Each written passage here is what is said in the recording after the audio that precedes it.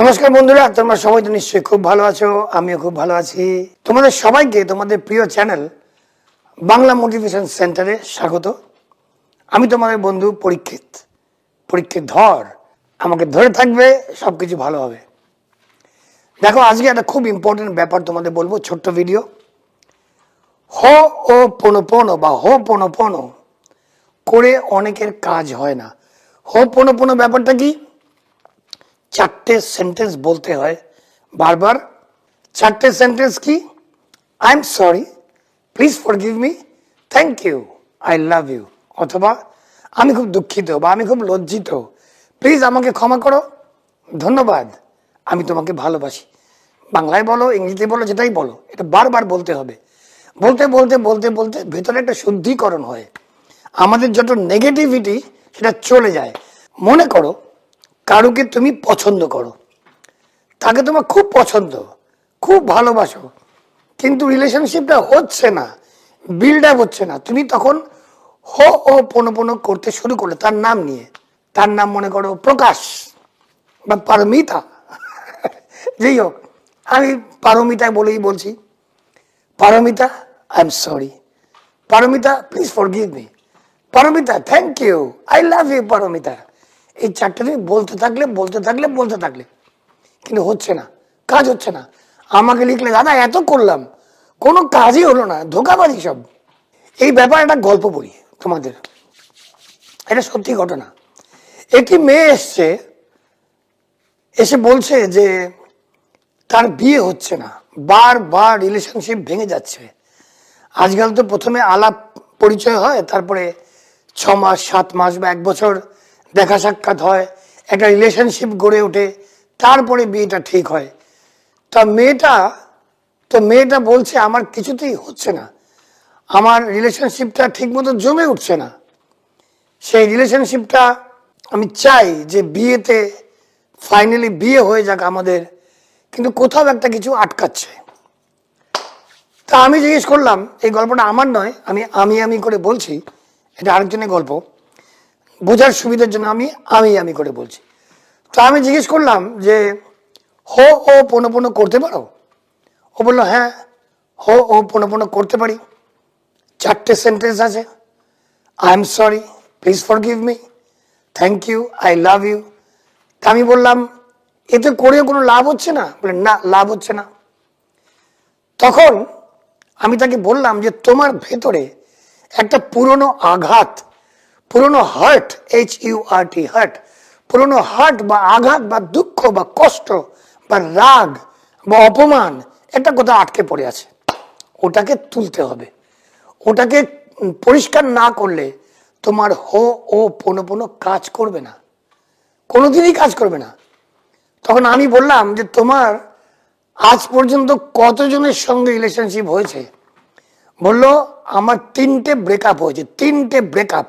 আমি বললাম, ওই যে তোমার 3টে ব্রেকআপের যে তোমার হার্ট বা আঘাতটা বা অপমানটা বা দুঃখ বা কষ্টটা তোমার ভেতরে আটকে আছে। কাজেই তুমি যখনই নতুন একটা রিলেশনশিপ করতে যাচ্ছ, সেই নতুন রিলেশনশিপে তুমি পজিটিভ এনার্জি পাঠাতে পারছো না। কারণ তুমি যখনই কোনো অন্য পুরুষ মানুষের কাছে যাচ্ছ, তখন তোমার পুরনো হার্ট শো করছে, তোমার পুরনো আঘাতটা একটা নেগেটিভ অরা তৈরি করছে, এবং সেই পুরুষ মানুষ যার সঙ্গে তুমি এখন রিলেশনশিপ বানাতে চাও, সে তোমার কাছে আসতে পারছে না, ওই নেগেটিভ শক্তি আটকাচ্ছে। তো কি করতে হবে? আমি বললাম, সবচেয়ে প্রথমে তোমার যে প্রথম প্রেমিক ছিল তার নাম মনে করে বলো, I am sorry, please forgive me, thank you, I love you. মেয়েটি বলছে, না, এটা তো বলতে পারবো না। এটা না বললে তোমার আর বিয়েও হবে না, তোমার আর কোনো রিলেশনশিপ হতেই পারবে না। তোমাকে ওই আঘাতগুলো ভেতর থেকে বের করতে হবে। তখন সেই মেয়েটি তার প্রথম ব্রেকআপটা নিয়ে 21 দিন হো ও পোনো করলো। প্রথম রিলেশনশিপটা মনে করো তার নাম ছিল Ranjit. Ranjit, I am sorry, please forgive me, thank you, I love you. 21 দিন ধরে করলো। আমি বললাম, এবার সেকেন্ড রিলেশনশিপ যেটা তোমার ভেঙে গেছিল, সেকেন্ড ব্রেকআপ নিয়ে সেম করো। মেয়েটি সেকেন্ড ব্রেকআপটা নিয়ে আবার করলো, হো ও পোনো করে সেই আঘাতটা, সেই অপমান, সেই দুঃখ কষ্ট সব বের করে দিল। থার্ড যে তার রিলেশনশিপটা যেটা ব্রেকআপ হয়েছিল, সেই থার্ড নামটা নিয়ে সে আবার আরো 21 দিন করলো। 60, 61, 62, 63 দিন লাগলো, but finally that girl was free of any guilt feeling. কোনো আঘাত, কোনো দুঃখ কষ্ট, অনুশোচনা, অপমান, এই ফিলিংগুলো সে বের করে দিল। কারণ যখনই এই ফিলিংসগুলো ভেতরে থাকবে, পুরুষ হোক বা মহিলা হোক, যখনই আবার হো হো পোনো করবে এবং বলবে কেন কাজ করছে না, তার মানে পুরনো কোনো আঘাত, এটা প্রেমের ব্যাপারেও হতে পারে, ব্যবসার ব্যাপারেও হতে পারে, কোনো দুঃখ কষ্ট হতে পারে, বা কোনো একটা কিছু যা খুশি হতে পারে। কাজেই কি হয়েছে সেটা নিয়ে ঠান্ডা লাগছে, কাজেই কি আঘাতটা ছিল, কি কষ্টটা ছিল সেটা মূল কথা নয়। মূল কথা হচ্ছে তোমাদের বা আমাদের ভেতরের অনেক পুরনো স্মৃতি, অনেক খারাপ স্মৃতি আমাদের এগোতে দেয় না, এবং সেটার থেকে মুক্তি পাওয়ার জন্য হো ও পোনো অত্যন্ত বিউটিফুল একটা meditation, and it will clear all your negative energy and it will create a positive aura around you. আমাদের চারিদিকে একটা অরা থাকে, আমাদের একটা এনার্জি বিচ্ছুরিত হয়, that is either positive or negative. So positive করতে হলে আমাদের ভেতরের যত গিল্টি ফিলিং, যত অপরাধ বোধ, যত আমাদের অনুশোচনা, যত রিপেন্টেন্স, যত রিগ্রেট, যত দুঃখ কষ্ট, লাঞ্ছনা, অপমানের যে ফিলিংসগুলো, সেটাকে বের করতে আমাদের ইমোশনটাকে আমাদের ফ্লুইড করতে হবে, নদীর মতো আমাদের ইমোশনটাকে চালাতে হবে, না হলে ইমোশনটা আটকে পড়ে থাকবে ওই অপমান, মান, অনুশোচনা, দুঃখ কষ্ট, এই সব দেওয়ালের মধ্যে।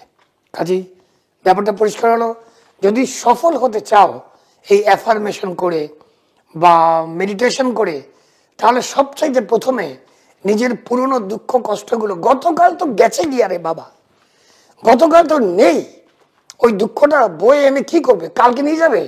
তুমি কি মানে কুলিগিরি করবে?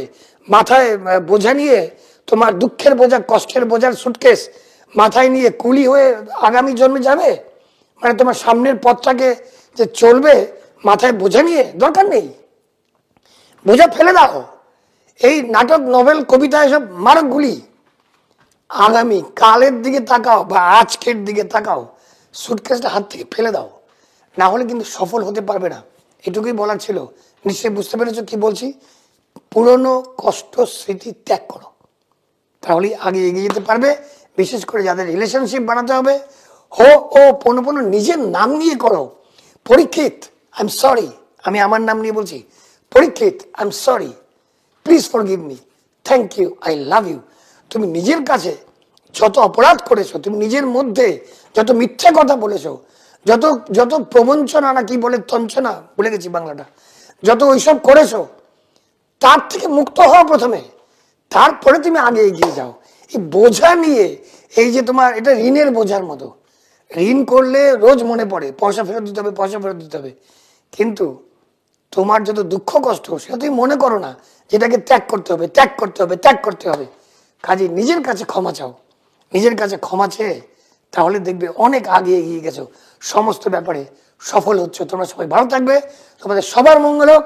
আবার দেখা হবে, যাও জিতে নাও।